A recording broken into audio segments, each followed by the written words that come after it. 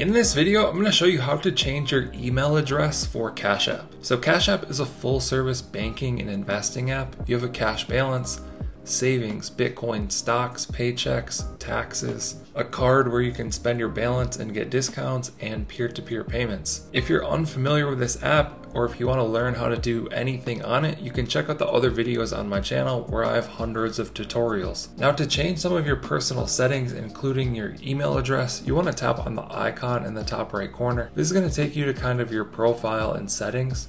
Then you can tap on personal under account and settings. So this is going to have a bunch of my personal information. I'm definitely going to have to blur like the whole screen. You can see under contact info, this will show your email address. The next thing you want to do is tap add phone or email.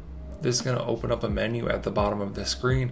Then you can tap add email address and go through the process of adding another email address to your account. Once you've done that, you can tap on your current email address, and in the menu at the bottom of the screen, you can tap remove email. This will effectively allow you to change your email address for Cash App. Hope you guys enjoyed this video, found it helpful. Let us know what you think down in the comments below.